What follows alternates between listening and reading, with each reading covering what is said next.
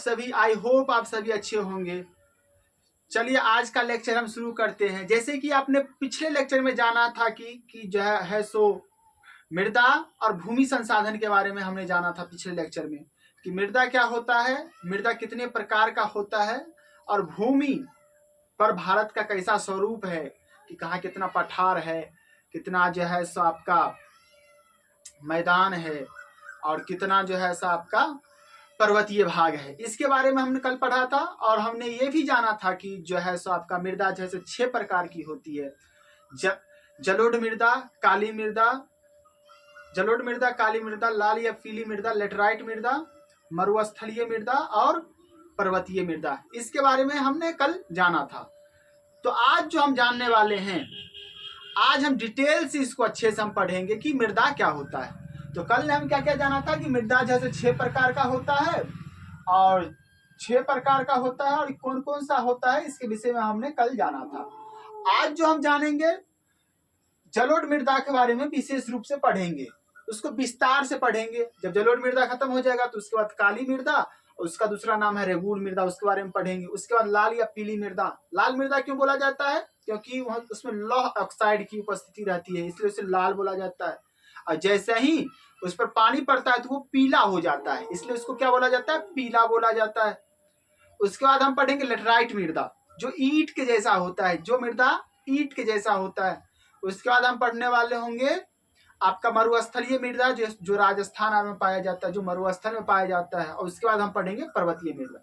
तो आज जो पढ़ने वाले हैं हम, वो पढ़ेंगे जलोढ़ मृदा। क्या पढ़ने वाले हैं? जलोढ़ मृदा। तो हेडिंग डालिए जलोढ़ मृदा। देखिए जलोढ़ मृदा, इसको बोलते हैं एलोवियल सॉइल।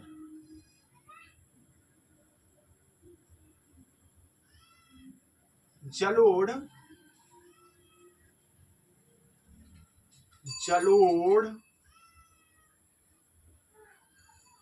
मृदा। मृदा को मिट्टी भी बोलते हैं हम, जलोढ़ मृदा या मिट्टी। जलोढ़ मृदा या मिट्टी। जलोढ़ मृदा या मिट्टी क्या होती है, इसके बारे में हम जानेंगे।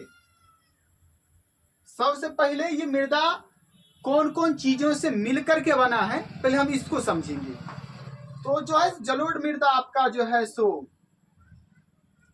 जलोढ़ मृदा, तो लिखेंगे जलोढ़ मृदा का निर्माण, जलोढ़ मृदा का निर्माण मृदा का निर्माण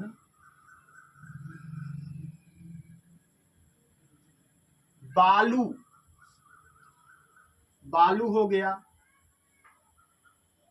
सिल्ट हो गया। जलोढ़ मृदा का निर्माण बालू, सिल्ट और मृत्तिका। मृत्तिका का मतलब है जो पेड़ पौधे, जो पत्तियां मर जाती है, जो मर गया, जो खत्म हो चुका है। तो जलोढ़ मृदा का निर्माण बालू, सिल्ट और मृत्तिका के विभिन्न अनुपातों में मिलने से होता है। मृत्तिका के विभिन्न अनुपातों में मिलने से होता है, विभिन्न अनुपातों में मिलने से होता है, अनुपातों में मिलने से होता है। तो जलोढ़ मृदा का निर्माण कैसे होता है? इसमें मिलेगा आपको बालू, जब बालू मिलेगा, जब सिल्ट मिलेगा, जब मृत्तिका मिलेगा, यानी जो चीज मर गया है, जो डेड ऑर्गेनिजम्स हैं, अगर ये सभी मिलेंगे तो क्या बनेगा? आपका जलोढ़ मृदा बनेगा। और इसमें देखेंगे कि कौन कौन से तत्व पाए जाते हैं, तो आप सभी तो इसके बारे में भी लिखिएगा। जो इसमें जो है सो इस मृदा में फास्फोरस, इस मृदा में ये थोड़ा थ्योरेटिकल टॉपिक बहुत ज्यादा है, इसमें उतना डायग्राम्स नहीं है। वैसे आर्ट है, आर्ट को कहा जाता है रट्टा मारने वाला सब्जेक्ट, लेकिन आप सभी को हम जितना ज्यादा से ज्यादा हो सके आसान बनाने की कोशिश करेंगे, ठीक है। तो इस मृदा में पोटास हो गया आपका, फास्फोरस हो गया और चूना जैसी तत्वों की प्रधानता होती है, और चूना जैसे तत्वों की प्रधानता होती है, प्रधानता होती है। तो इसमें क्या क्या अधिकतर मात्रा में मिलेगा? पोटास हो गया आपका, फास्फोरस हो गया और चूना हो गया। आप सभी मेरे साथ बोलेंगे, इस मृदा में पोटास, फास्फोरस और चूना यानी कैल्शियम कार्बोनेट, चूना को कैल्शियम कार्बोनेट भी बोल सकते हैं, यानी कैल्शियम ऑक्साइड भी बोला जाता है। पोटास हो गया, फास्फोरस हो गया, चूना हो गया, जैसे तत्वों की प्रधानता होती है। प्रधानता का मतलब क्या? बहुत ज्यादा मात्रा में पाया जाता है। तो पहले हमने क्या पढ़ा कि जलोढ़ मृदा का निर्माण बालू, सिल्ट और मृत्तिका के विभिन्न अनुपातों के मिलने से होता है। उसके बाद हमने क्या पढ़ा कि इस मृदा में पोटास, फास्फोरस और चूना जैसे तत्वों की प्रधानता होती है। इसके बाद हम जानेंगे कि इसमें कौन कौन सी चीजों की कमी होती है। ये तो जान लिए कि इसमें कौन कौन सी चीजों अधिक मात्रा में मिलती है। इसका हम ये जानेंगे कि इसमें कौन कौन सी चीजें कम मात्रा में है, तो उसको भी लिखेंगे। इस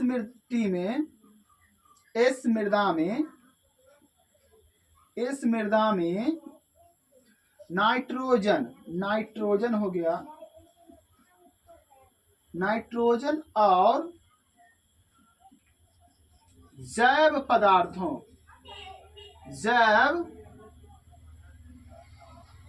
पदार्थों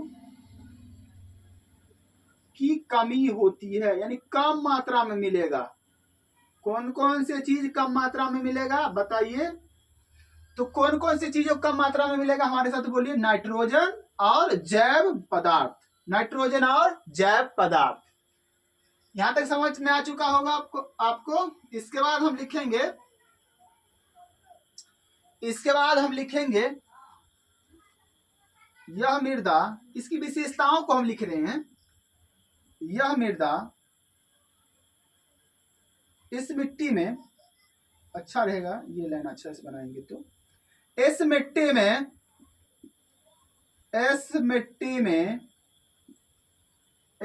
में गन्ना, चावल, गेहूं और मक्का जैसे तत्वों की प्रधानता होती है। यहाँ पे ये लिखना है कि इस मिट्टी में गन्ना, चावल और गेहूं, मक्का और दलहन का मतलब क्या? जो दाल वाले पौधे हैं, दलहन के लिए यह मिट्टी गन्ना, चावल, गेहूं, मक्का और दलहन के लिए अधिक उपयुक्त है।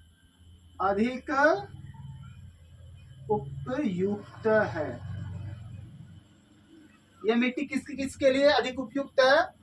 तो आपका हो गया गन्ना,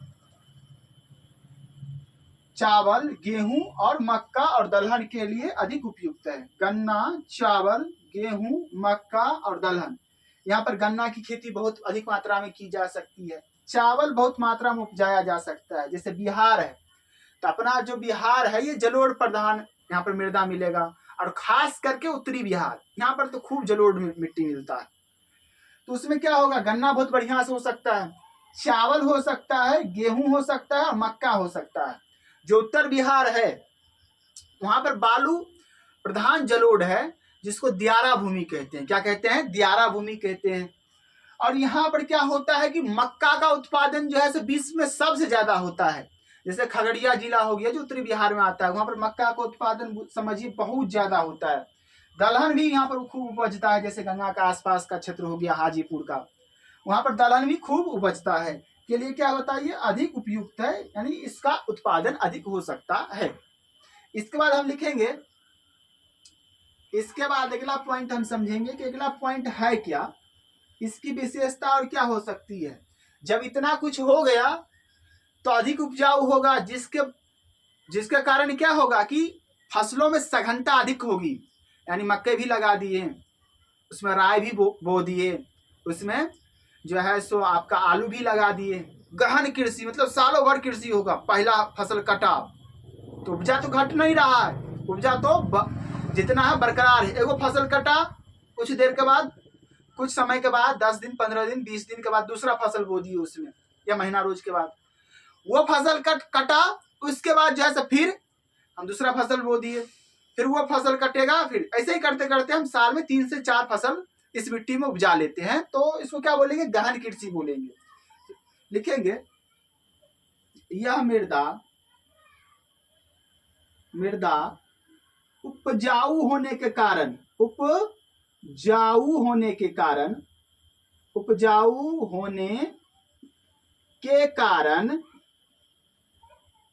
यह मृदा उपजाऊ होने के कारण इस पर, यह मृदा के उपजाऊ होने के कारण इस पर गहन कृषि की जाती है। मतलब एक साल में 3 से 4 फसलें उगाई जाती है। गहन कृषि की जाती है, गहन कृषि की जाती है। तो आप इसको नोट करिए। तो हमने क्या क्या पढ़ा, जलोढ़ मृदा का निर्माण बालू सिल्ट और मृत्तिका के विभिन्न अनुपात के मिलने से होता है। इस मृदा में पोटास, फास्फोरस और चूना जैसे तत्वों की प्रधानता होती है। मतलब बहुत ज्यादा मात्रा में मिलेगा। प्रधानता का मतलब इस मृदा में नाइट्रोजन और जैव पदार्थों की क्या होगी, कमी होगी। और इस मिट्टी में गन्ना हो गया, आपका चावल हो गया, गेहूं हो गया, मक्का हो गया और दलहन हो गया के लिए अधिक उपयुक्त है। और यह मृदा उपजाऊ होने के कारण गहन कृषि, हमारे साथ बोलिए गहन कृषि। आप हमारे साथ बोलिएगा तो ज्यादा याद होगा। गहन कृषि की जाती है, गहन कृषि की जाती है। और जब गहन कृषि होगा तो जनसंख्या घनत्व भी ऊंचा होगा। जहां पर खाना मिलेगा वहीं पर तो अधिक आदमी रहेगा ना। जहां पर रोजगार मिले, जहां पर खाना मिले, जहां पर सब सुख सुविधा हो, कठिनाइयां कम हो। तो मैदानी इलाकों में कठिनाइयां भी कम होती है, खाना पूर्ति भी आसानी से हो जाता है। अपने बिहार को देखिए, यहाँ पर जो है फसल का उत्पादन बहुत ज्यादा हो सकता है। तो यहाँ पर जनसंख्या घनत्व भी क्या होगा, इस क्षेत्रों में जहां पर जलोढ़ मृदा होगी ऊंचा होगा। इसको भी लिखेंगे,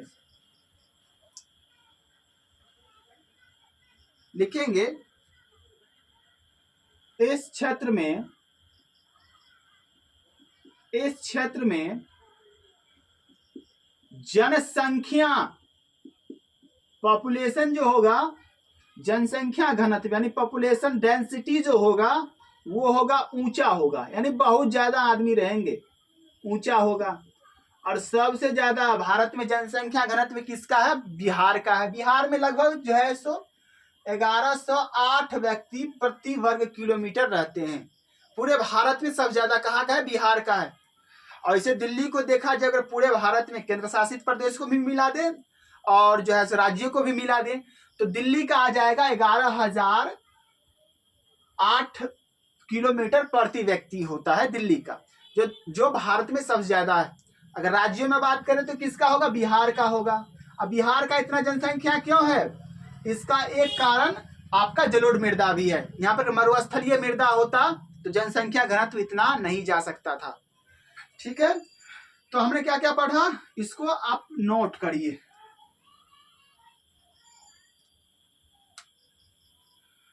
तो नोट कर लिए होंगे। इसके बाद हम आगे बढ़ेंगे। अब हम समझेंगे कि जलोढ़ मिट्टी का विस्तार कहाँ कहाँ है, यानी कहाँ कहाँ जो है सो पाया जाता है। भारत में जलोढ़ मृदा का विस्तार कहाँ कहाँ है, इसके बारे में हम लिखेंगे कि जैसे आपका हो गया तटीय मैदान, जो पूर्वी तटीय मैदान है वहां भी जलोढ़ मृदा का विस्तार है। राजस्थान में मरुस्थलीय मृदा का विस्तार तो है ही, लेकिन वहां पर भी जलोढ़ मृदा जो है सो बहुत कम ही मात्रा में मिलती है, लेकिन वहां पर भी मिलता है। तो अब हम लिखेंगे जलोढ़ मृदा का विस्तार, लिखेंगे, हेडिंग डालेंगे जलोढ़ मृदा, तो आप पढ़ लिए हैं। अब हम समझेंगे जलोढ़ मृदा का विस्तार।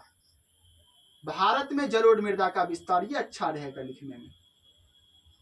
भारत में जलोढ़ मृदा का विस्तार, जलोढ़ मृदा का विस्तार, भारत में जलोढ़ मृदा का विस्तार। तो भारत में जो है सो जलोढ़ मृदा का जो विस्तार है, भारत में जलोढ़ मृदा का विस्तार, मेरे साथ बोलिए कितना है? जलोढ़ मृदा का विस्तार 6.4 करोड़ हेक्टेयर भूमि पर है। 6.4 करोड़ हेक्टेयर भूमि पर है। कितने करोड़ भूमि पर है? 6.4 करोड़ हेक्टेयर भूमि पर है। किसका विस्तार है? जलोढ़ मृदा का विस्तार है। जो उत्तर भारत का विशाल मैदान है, ये भी पूर्णतः जलोढ़ मृदा से निर्मित है। यानी जो उत्तर भारत का विशाल मैदान है, अगर इसमें देखा जाए तो 75 से समझिए 80% जो मिट्टी होगा वो आपका जलोढ़ मृदा होगा। 75 से 80%। तो इसको भी हम लिखेंगे उत्तर भारत का मैदान, उत्तर भारत का मैदान, उत्तर भारत का मैदान जलोढ़ मृदा से निर्मित है। जलोढ़ मृदा से निर्मित है। किससे निर्मित है? जलोढ़ मृदा से। जो उत्तर बिहार में जो भी जलोढ़ मृदाएं हैं, ये कहां से आ रही है? तो ये आ रही है आपका गंगा हो गया। उत्तर भारत का जो मैदान है, इसका निर्माण कौन करती है? 3 नदियों के द्वारा होता है।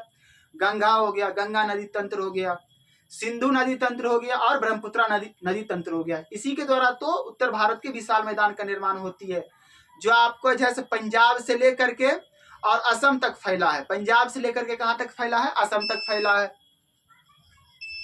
तो उत्तर भारत का मैदान, उत्तर भारत का मैदान, विशाल मैदान लिखना है तो अच्छा लगेगा और बेहतरीन लगेगा। विशाल है क्योंकि ये विशाल मैदान जलोढ़ मृदा से निर्मित है। और जलोढ़ मिट्टी कहां से लाया गया है? तो लिखेंगे ये लाया गया है आपका गंगा, गंगा, कृष्णा,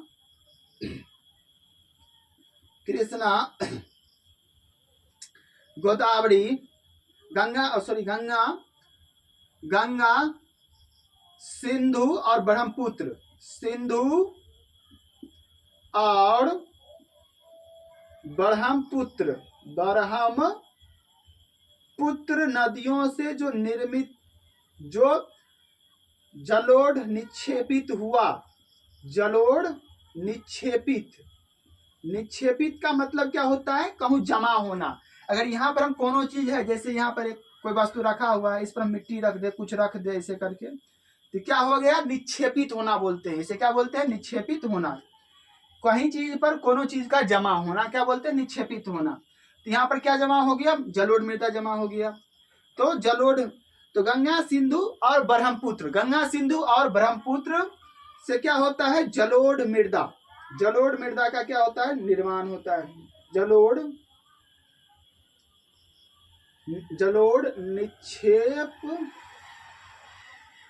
निक्षेपण से निर्मित है, यानी निर्मित है, यानी इसके द्वारा ये बना होता है, यानी इसके द्वारा ये बना है। उत्तर भारत का मैदान किससे बना है? जलोढ़ मृदा से। किससे? जलोढ़ मृदा से। और ये कौन कौन सी नदी द्वारा लाया गया जलोढ़ है? तो आपका जवाब होगा गंगा, सिंधु और ब्रह्मपुत्र, गंगा, सिंधु और ब्रह्मपुत्र। इसके बाद हम जानेंगे, तो ये समझ लिए कि जो अपना बिहार हो गया, उत्तर प्रदेश हो गया, पंजाब हो गया, हरियाणा हो गया, आपका जो असम हो गया, पश्चिम बंगाल हो गया, ये सब जलोढ़ मृदा से निर्मित है। ये तो समझ में आ चुका है। असम का कुछ भाग, पूरा भाग तो नहीं बोल सकते। इसके बाद हम समझेंगे तटीय राज्यों में भी जलोढ़ मृदा का विस्तार है, उसको भी समझते हैं कि तटीय राज्यों में कहां कहां जलोढ़ मृदा का विस्तार है। इसको भी हम समझेंगे।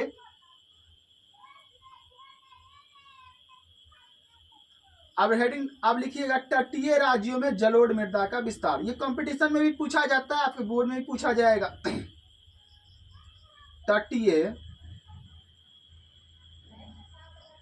तटीय या लिखना है अच्छा होगा, पूर्वी तटीय मैदान। पूर्वी तटीय मैदान, पूर्वी तटीय मैदान किससे बना है? तो पूर्वी तटीय मैदान है आपका जो है से जो है सो आपका गोदावरी, कृष्णा, कावेरी, कृष्णा, कावेरी, नर्मदा और गोदावरी नदियों से बना है। गोदावरी नदियों के क्या? जलोढ़ निक्षेप से, जलोढ़ निक्षेप से, जलोढ़ निक्षेप से। तो पूर्वी तटीय मैदान जो है आपका कृष्णा, कावेरी, नर्मदा, गोदावरी के जलोढ़ निक्षेप से आपका पूर्वी तटीय मैदान बना हुआ है। तो पूर्वी तटीय मैदान आपसे पूछ ले कि कौन कौन सी नदियों से बना हुआ है, तो आपका जवाब क्या होना चाहिए? सिंधु। आपका जवाब क्या होना चाहिए? यहाँ पर गोदावरी, नर्मदा की जगह आप लिखिए महानदी, सॉरी महानदी, महानदी। महानदी ओडिशा से निकलती है, ओडिशा में बहता है महानदी। आपने पढ़ा भी होगा, हिंदी में पढ़िएगा, इसके बारे में विशेष कहानी है जिसमें जो है सो ऐसा ही कुछ है। जैसे हम सब जब थे, जब 10th किए थे तो हम सब पढ़े थे कि उसमें लक्ष्मण नाम का व्यक्ति होता है जो, तो बांध टूट जाता है जिसमें जो है सो बहुत से गांव का गांव बह जाता है, तो वो महानदी के बारे में ही है। पूर्वी तटीय मैदान जो है कौन कौन सी नदी से मिलकर बना है? कृष्णा, कावेरी, महानदी, गोदावरी के जलोढ़ निक्षेप से बना हुआ है। तो इतना ही जो है सो जलोढ़ मृदा का विस्तार भारत में है। और थोड़ा बहुत कहाँ कहाँ है, तो और लिख लेंगे कि जो थोड़ा बहुत है आपका वो राजस्थान और गुजरात, राजस्थान और गुजरात, ये 8 से। इसको बार बार पढ़िएगा तभी ये याद होने वाला है। इसको जीएस बोलते हैं, बार बार बार बार बार बार तभी याद होगा। राजस्थान और गुजरात, राजस्थान और गुजरात, राजस्थान और गुजरात, राजस्थान और गुजरात में जो है संकरी पट्टी के रूप में फैला हुआ है। किस रूप में? संकरी पट्टी के रूप में, संकरी पट्टी के रूप में, संकरी पट्टी के रूप में। राजस्थान और गुजरात में बहुत कम भागों में संकरी पट्टी के रूप में फैला हुआ है, संकरी पट्टी के रूप में फैला हुआ। किस रूप में? संकरी पट्टी के रूप में यह फैला हुआ है। तो हमने समझ लिया कि जलोढ़ मृदा का विस्तार भारत में कहाँ कहाँ है। तो कितने भागों में पाया जाएगा? 6.4 करोड़ हेक्टेयर भूमि पर इसका विस्तार है। तो उत्तर भारत में कहाँ? उत्तर भारत में जो भी मैदान है वो किससे निर्मित है? पूर्णतः जलोढ़ से निर्मित है। उसके बाद हमने समझा कृष्णा, कावेरी, महानदी और गोदावरी के जलोढ़ निक्षेप से क्या बना है? पूर्वी तटीय मैदान बना है। और राजस्थान और गुजरात में भी संकरी पट्टी के रूप में फैला हुआ है। इसको नोट करिए।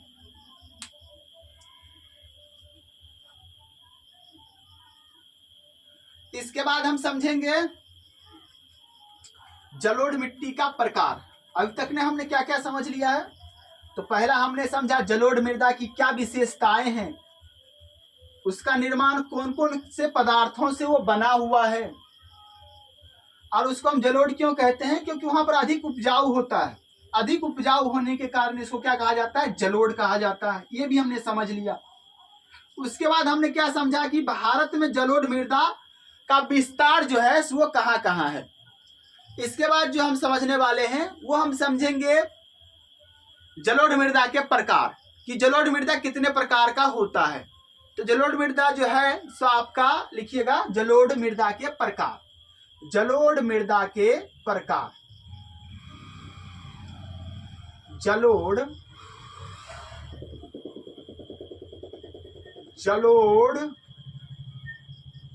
मृदा के प्रकार,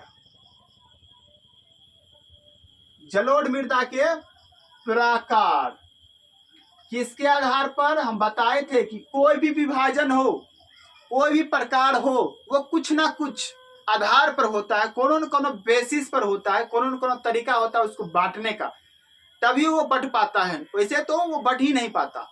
तो इसका जो आधार है आयु के आधार पर, कौन है पुराना और कौन है नया, किसके आधार पर? आयु के आधार पर, on the basis of age, आयु के आधार पर, आयु के आधार पर, on the basis of age, आयु के आधार पर। ये कितने प्रकार का होगा? 2 प्रकार का होगा। पहला होगा आपका पुरानी जलोढ़, उसके बाद नवीन जलोढ़। पुरानी जलोढ़, पुरानी जलोढ़। और दूसरा प्रकार क्या होगा आपका? नवीन जलोढ़, नवीन जलोढ़, नवीन जलोढ़। पहला होगा आपका पुरानी जलोढ़ और दूसरा होगा आपका नवीन जलोढ़। तो पुरानी जलोढ़, या इसको क्या बोलते हैं, दूसरा नाम इसका है खादर। क्या है? खादर। पुरानी जलोढ़ या खादर भी कहते हैं इसको। और नवीन जलोढ़ या बांगर, नवीन जलोढ़ या बांगर, नवीन जलोढ़ या बांगर भी कहते हैं इसको। तो पुरानी जलोढ़ या खादर क्या है, इसको समझ लेते हैं। इस मिट्टी में, इस मिट्टी में कंकर एवं बजरी की मात्रा अधिक होती है, बजरी की मात्रा अधिक होती है, अधिक होती है। इसमें कंकर खूब मिलेगा, बजरी खूब मिलेगा, अधिक होती है, इसलिए इसे क्या बोलेंगे? इसीलिए इसे हम क्या कहेंगे? इसीलिए इसे बांगर कहेंगे। क्या कहेंगे? खादर कहेंगे, सॉरी खादर कहेंगे, खादर कहते हैं। क्या कहते हैं? खादर कहते हैं। क्या कहते हैं? खादर कहते हैं। सॉरी, यहाँ पर खादर नहीं होगा, यहाँ पर जो है ऐसा आपका होगा बांगर। इसको थोड़ा सा नोट कर लीजिएगा, थोड़ा मिस्टेक हो गया। यहाँ पर होगा बांगर और यहाँ पर होगा आपका खादर। तो क्या बोलेंगे? पुरानी जलोढ़ या बांगर, नवीन जलोढ़ या खादर। तो इसको क्या कहेंगे? इसे बांगर, इसे पुरानी जलोढ़ या बांगर कहते हैं। पुरानी जलोढ़ कहते हैं, पुरानी जलोढ़ कहते हैं।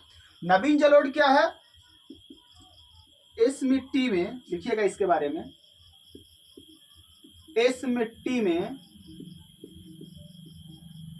इस मिट्टी में महीन कण, महीन कण अधिक मात्रा में पाया जाता है, अधिक मात्रा में पाया जाता है। इसलिए इसे क्या बोलेंगे? इसीलिए इसे हम क्या कहेंगे? इसलिए हम नवीन जलोढ़, इसीलिए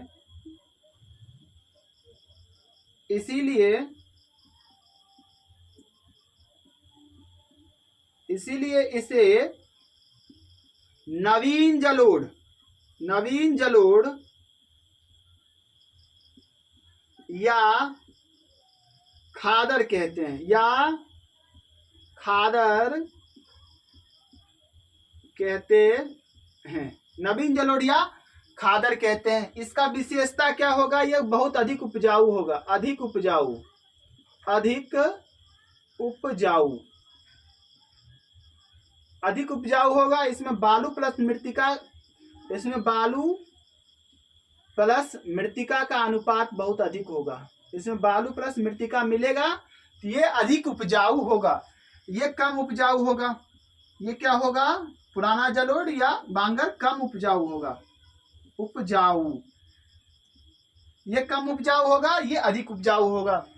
तो अभी हमने क्या समझा कि जलोढ़ मृदा का जो है प्रकार किस आधार पर करेंगे? आयु के आधार पर इसको हम बांटेंगे। कितने भागों में हमने बांट दिया? पुरानी जलोढ़ या बांगर, पुरानी जलोढ़ या बांगर, और नवीन जलोढ़ या खादर, नवीन जलोढ़ या खादर। इस मिट्टी में कंकर और बजरी अधिकतर होगा, उसे क्या बोलेंगे? पुरानी जलोढ़ या बांगर। ये कम उपजाऊ होगा। और जिस मिट्टी में महीन कण अधिक मिले, अधिक मात्रा में, उसे क्या बोलेंगे? नवीन जलोढ़ या खादर। यह अधिक उपजाऊ होगा। इस बालू प्लस मृतिका का इसमें अनुपात होगा। एक नोट पॉइंट करके एक लाइन लिखिएगा, यहां लिख देते हैं, इसको मिटा ही देते हैं, इसको नोट करिए, जो बहुत बार पूछा गया है आपके एग्जाम में।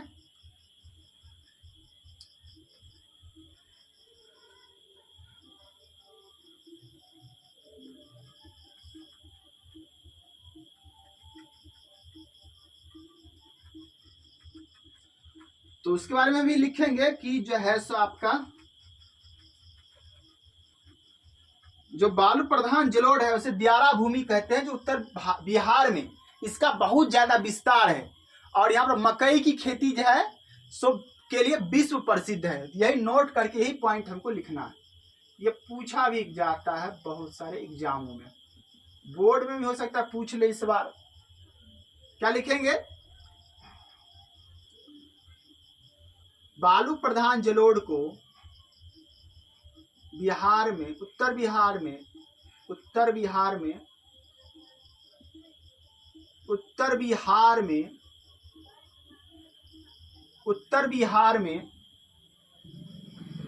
बालू प्रधान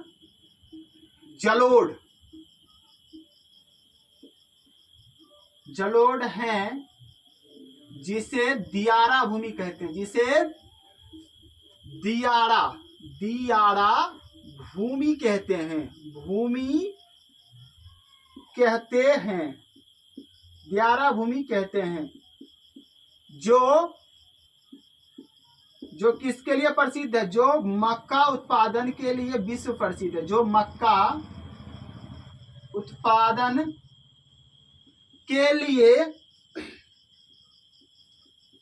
विश्व प्रसिद्ध है, विश्व प्रसिद्ध है, पूरे दुनिया में चर्चित है, विश्व प्रसिद्ध है। तो उत्तर बिहार में बालू प्रधान जलोढ़ है। क्या है? बालू प्रधान जलोढ़ है, जिसे क्या बोलेंगे? दियारा भूमि बोलेंगे, जिसे क्या बोलेंगे? दियारा भूमि बोलेंगे। आप सभी रिपीट कीजिए इसको, जिसे क्या बोलेंगे? दियारा भूमि कहेंगे। और यह मक्का उत्पादन के लिए क्या है? विश्व प्रसिद्ध है। तो आज जो है सो हमने पूरा सा जो है सो आपका जलोढ़ मृदा को खत्म कर दिया है। यह लेक्चर कैसा लगा ये कमेंट करके बताइएगा। इसी लेक्चर, इसके आगे वाला जो टॉपिक है, जो आगे आने वाला टॉपिक है काली मृदा के साथ हम मिलेंगे नेक्स्ट क्लास में। तब तक के लिए जय हिंद।